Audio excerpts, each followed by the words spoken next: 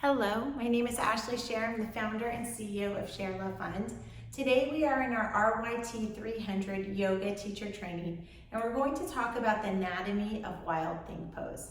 So let's get comfortable, and first I will demonstrate what Wild Thing looks like as just a short review, and then we'll go into Mr. Bones as our trusted assistant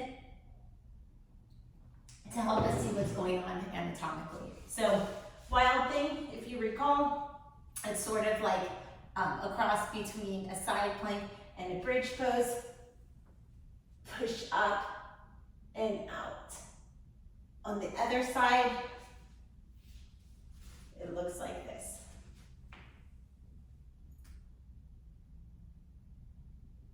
Okay, so now let's see what's going on anatomically while we're in Wild Thing. Let me just grab my notes.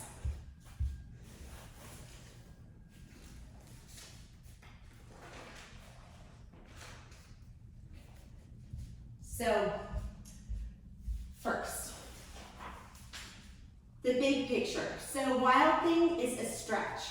It stretches our muscles alongside the front of our body, the thighs, hips, abdomen, and the chest. With the arms out, it's a big chest opener, heart opener. The back of the body stretches as well. I'm going to turn Mr. Bones around. And it also strengthens, including muscles in the thigh, the glutes, the back, and the shoulders. These muscles are at work to support the body and to hold the elevated position. This is a gentle yet accessible bend that can help relieve back pain, particularly discomfort caused by sitting too much. Wild Thing is also a calming pose used by many to wind down at the end of a practice. It can also be invigorating in the sense that it is a balancing pose. You have to balance your body on one arm and just that ball of your foot. And so that can also be empowering and invigorating as well. Let's talk about what's going on in the torso when we do Wild Thing. Your spinal extensors engage while your abdominals stretch. The pectoralis, particularly your pectoralis minor muscles, stretch as you broaden your chest. Your middle and lower trapezius work with the rhomboids to retract and stabilize your scapula while your serratus anterior muscles stretch. So let's kind of break that down and figure out where is what. Okay, so along the neck here, I'm just going to put Mr. Bones to the side. Along the neck here, we have our splenius muscles. That's stretching. Below that, we have the longus muscles. Then more towards the throat area, we have the sterno. Please forgive me on this. This is not my forte, but it's a growth area for me pronouncing these things.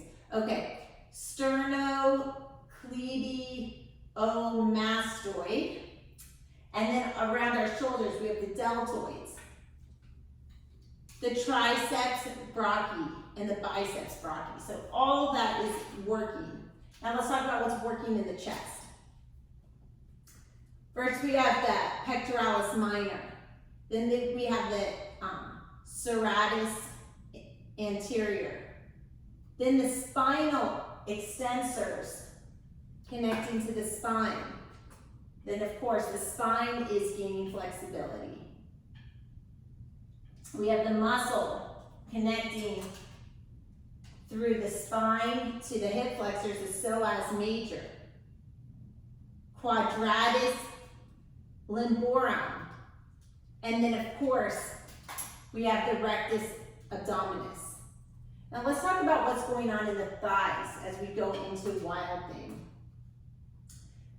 Your hip extensors, including the gluteus maximus, engage while your hip flexors stretch.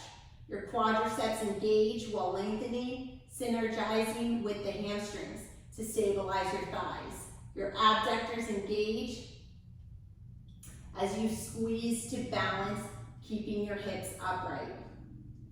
So here we have the gluteus maximus, the big muscle that sits bones. We have the hip in front of it. The tensor fasciae latae, I guess. Biceps femoris on the thigh bone, on the thigh muscle. Rectus femoris, the top of the thigh muscle. And vastus lateralis. The vastus lateralis continues on the thigh muscle. There is a lot going on in Wild Thing. Thank you so much for your time, and see you next video.